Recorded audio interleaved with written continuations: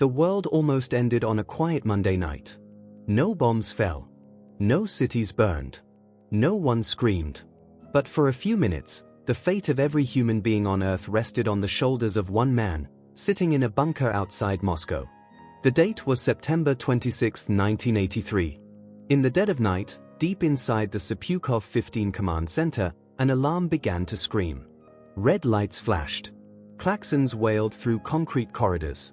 And on a giant monitor, 5 bright lines appeared, streaking toward the Soviet Union.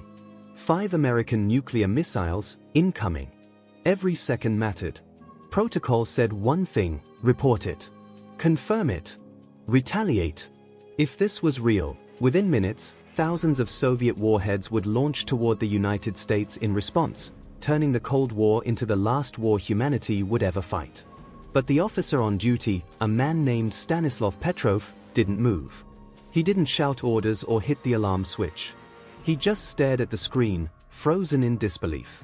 He knew what that screen meant. He also knew something was wrong. The room was filled with tension so thick it felt alive, radios buzzing, papers shaking in trembling hands, men whispering prayers under their breath. Yet Petrov sat still. Calm. Silent. And in that stillness, the entire human race balanced on a knife's edge. Was this the moment the Cold War finally exploded? Or was it a computer glitch that could lead to total annihilation if he made the wrong call? He had minutes to decide. In that moment, no one knew it yet, but one man's choice would determine whether the sun would rise again for 8 billion people. What you're about to hear is a true story of how a single human, armed only with instinct and courage, saved the world from nuclear destruction and was punished for it. This is the night the world almost ended, and the man who stopped it. To understand just how close humanity came to annihilation that night, we need to step back. It was 1983, the height of the Cold War. The world was a pressure cooker of paranoia. The United States and the Soviet Union had thousands of nuclear weapons aimed at each other, ready to launch within minutes. One false signal could trigger total destruction. Tensions had been escalating for years. Earlier that summer, Soviet forces shot down Korean Air Flight 007, killing 269 people, including Americans. Around the same time, NATO was running Able Archer 83, a massive military exercise that simulated a nuclear war. From Moscow's perspective, it looked terrifyingly real. Meanwhile, US President Ronald Reagan had famously called the USSR an evil empire, and the rhetoric on both sides was growing more aggressive by the day. Every spy report, every military exercise, every political speech added fuel to a powder keg that could have exploded at any moment. And in this climate of fear, the Soviets had built a secret early warning system to detect incoming American missiles, a machine that was supposed to protect the world from itself. But machines, no matter how advanced, are not perfect. And sometimes, the biggest danger isn't the enemy outside, it's the human decisions inside. On that fateful night, one alarm would test the limits of both technology and human judgment. The world was, quite literally, on a hair trigger, and no one outside that bunker had any idea. Beneath the Russian soil, hidden from the world above, stood the Sepukov 15 command center, a fortress of concrete, steel, and blinking lights. It was designed to withstand a nuclear strike, to be the brain of the Soviet Union's early warning system. And on this night, it was alive with tension. Inside, rows of officers in uniform manned consoles covered in dials, switches, and screens. Red lights bathed the room, casting long shadows over anxious faces. The air was thick with the hum of computers and the faint smell of sweat and metal. At the center of it all sat Stanislav Petrov. A man of 44, an engineer by training, disciplined yet unassuming. Petrov had spent years monitoring the new OKO satellite early warning system, a network of orbiting eyes designed to detect incoming missiles in the blink of an eye. This was his world, silent, meticulous, and often monotonous. But tonight was different. Tonight, every system he had relied on, every procedure he had memorized, was about to be tested in the most terrifying way possible. Petrov wasn't a hero by training. He wasn't a war general or a politician. He was just a man who understood the machinery, the limits of technology, and, most importantly, the fallibility of human and mechanical systems alike. And soon, he would have to make a decision that no one else could, one that would determine the fate of billions. In the dim red glow of the bunker, with every officer holding their breath, the first signs of the nightmare appeared on the screen. Then it happened. A sudden, piercing alarm cut through the hum of the bunker. Red lights flashed furiously. Screens flickered with warning symbols. The room seemed to shrink under the weight of panic. And on the central monitor, 5 incoming American missiles. At once. Streaking toward the Soviet Union. The officers froze. Some whispered prayers. Some gripped the edge of their consoles as if sheer will could stop the missiles. The standard procedure was clear: confirm the launch, report it to superiors, and prepare for a retaliatory strike. Every second counted. Every hesitation could mean the difference between life and total annihilation. But something in Petrov's mind whispered that this didn't feel right. He studied the readout again. 5 missiles. That's all. If this were a real attack, wouldn't the US send hundreds? Thousands? The scale didn't make sense. His mind raced through possibilities: system error, reflection, miscalculation. Yet the alarm screamed a different story. His superiors hovered, waiting for him to act, to report the strike, to set in motion a response that could wipe out the world. And in that instant, the weight of billions of lives pressed down on him. Petrov didn't move. He didn't report. He didn't panic. Instead, he made a choice. A choice that would defy protocol.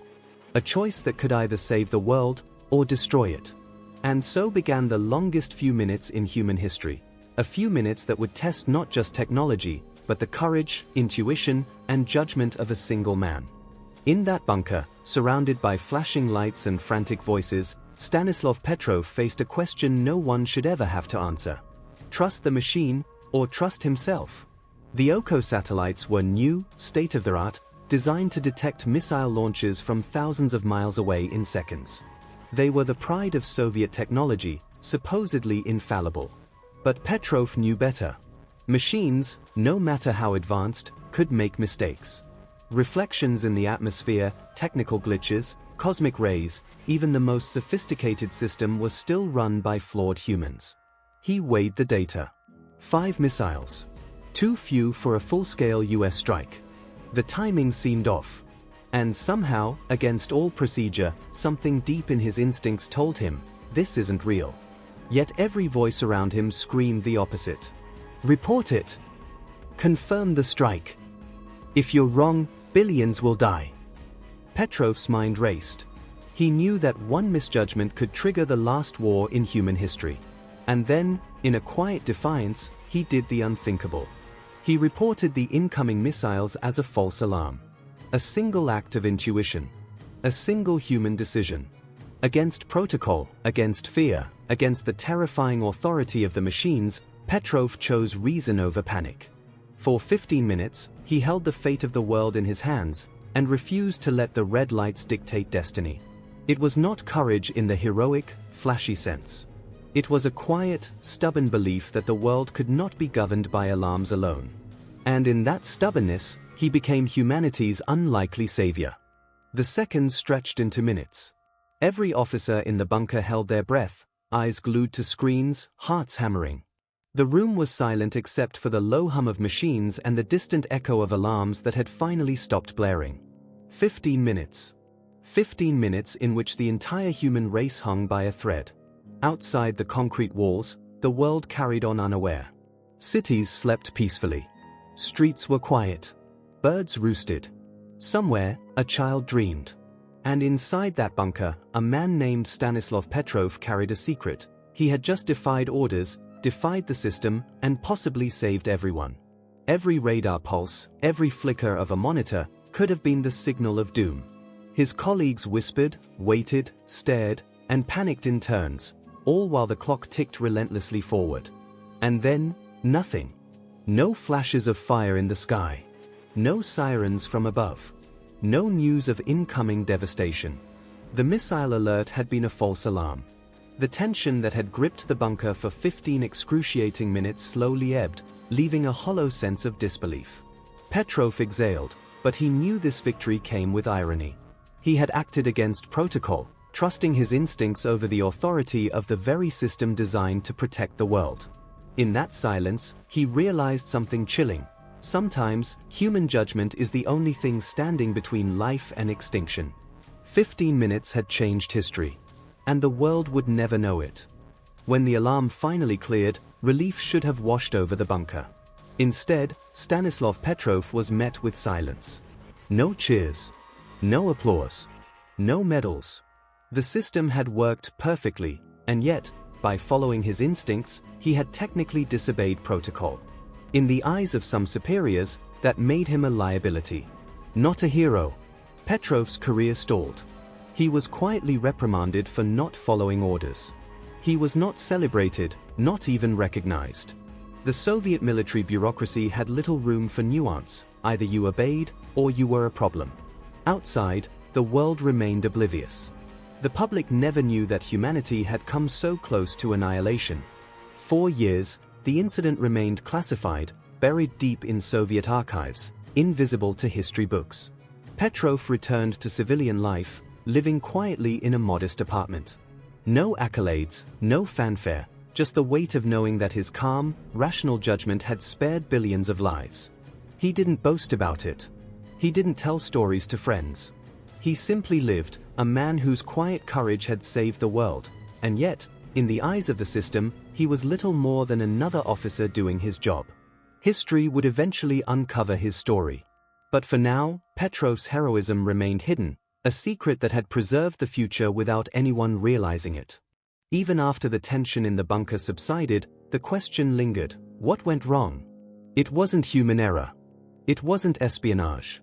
It was the machine itself, the new, untested OCO satellite early warning system. The sensors, orbiting thousands of miles above the Earth, had been designed to detect missile launches by tracking heat signatures. But that night, sunlight reflecting off high-altitude clouds created the illusion of missiles streaking toward the Soviet Union. The system misinterpreted these natural reflections as 5 incoming warheads. A cosmic coincidence, amplified by untested technology, had nearly triggered global disaster. Petrov had recognized the flaw before anyone else. His decision to trust his own judgment rather than a blinking, unproven computer saved billions of lives. 4 years, the world remained unaware. Petrov's actions were classified, dismissed, or forgotten. He lived quietly, his story buried beneath Cold War secrets, his heroism unknown even to the people he saved. Decades later, after the collapse of the Soviet Union, the truth finally emerged. Journalists and historians uncovered the incident, tracing it back to the man who had stared down an apocalypse in the dead of night. Petrov received recognition, international awards, honors from the United Nations, invitations to speak around the world.